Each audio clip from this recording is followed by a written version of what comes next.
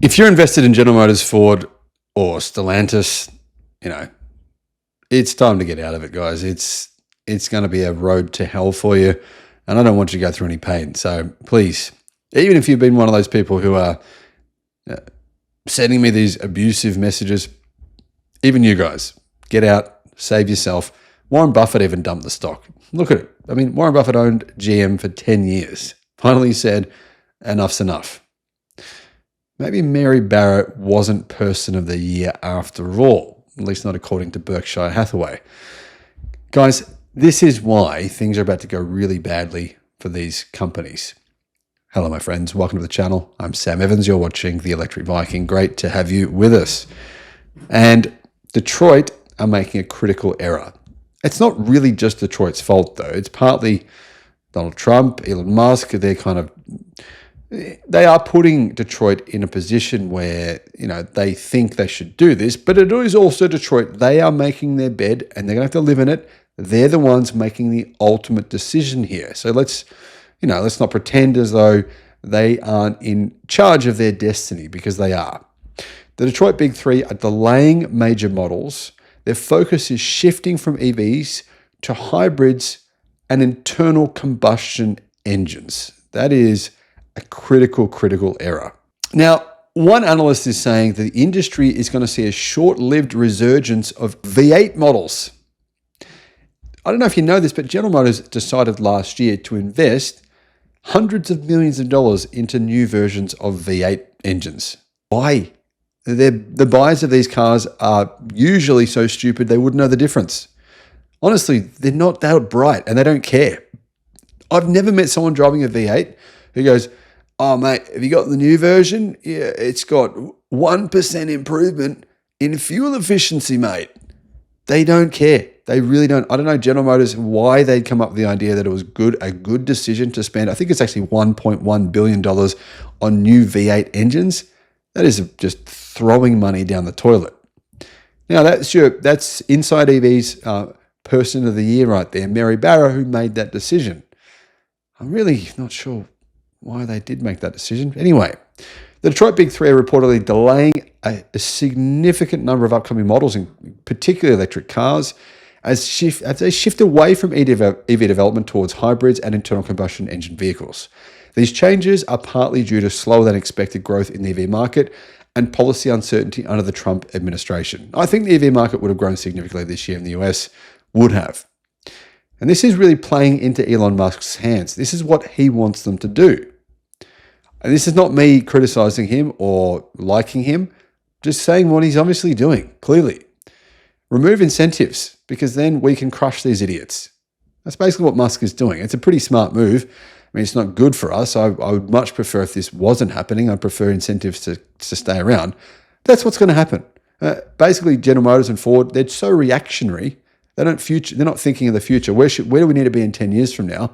They're just like, what are we going to do tomorrow? Investors are running away. One of the most significant casualties of this shift is the next generation Ford F-150, initially slated for a 2027 launch. The updated version of America's best-selling pickup truck has been pushed back to April 2028. Ford has declined to comment. The F-150 is rumored to be one of just several new models facing delays. Same thing with the F-150, the EV version. The Ford CEO drove it. He went, yeah, okay, the Electric Viking's right. People criticize him for saying this, but he's right. The charging's too slow. 150 kilowatt DC charging for a big truck. People are going to be using this every day. And it's got a big battery. It's going to take a long time to charge that big battery. It needs to be faster. So that's what they'll work on, Ford will work on. Because of my video, of course. No, I'm joking. Completely joking. I'm 100% certain no one at Ford saw that video. But that was my key point. And Jim Farley did go on a road trip in the F-150 Lightning and say, we've got to change it. And then we're making changes. It's going to have a version 2. It's going to be much better, have even more range, be more efficient, have much faster charging. And that's been, who knows what's happening to that. It sounds like that's been cancelled. On Thursday, Stellantis announced that it is temporarily suspending operations at the Brampton assembly plant in Canada as it evaluates its strategy for the next generation Jeep Compass, which was originally planned to be produced in 2026. Citing confidential information provided by automaker and supplier clients, Sam Fiorani from Auto Forecast Solutions claims Ford, General Motors, and Stellantis are delaying a significant number of vehicles. He did not specify which models are being pushed back, but he noted investment money is being pulled away from EV projects and put into internal combustion vehicles. That tells us all we need to know about the future of these companies. Money is shifting around, and the next generation internal combustion engine vehicles have gone back into the plan. EVs are being delayed or cancelled across the Detroit 3, Fiorani told the Detroit Free Press. No matter who's in the White House in 4 years, the current administration is going to change emissions regulations going out for the rest of this decade, making it easier to sell internal combustion engine vehicles, and we'll see more hybrids introduced, he added. We may even see a few V8 engine vehicles coming back, a renewed but short-lived focus on V8s. Here's the issue, right? If this is true, and it sounds like it is, all of a sudden, it's 2025, all of a sudden 2030 comes. We have vehicles driving around in China and in other countries that the Chinese supply, Brazil, Mexico, Australia, Thailand. I can list you another 50 countries. They're all getting EVs, driving around with solid-state batteries with 600 plus miles of range, charging capable in 10 minutes or less. We're already there today. We've already got EVs that can charge in 10 minutes, 9.5 minutes. The Zeekr 009. Same thing with other Zeekrs as well. But there's other cars coming very, very soon. BYD's new battery technology has 600 kilowatt charging, about 10-minute charging. We're going to see EVs all over the place, right? All over the world with this capability, with this technology.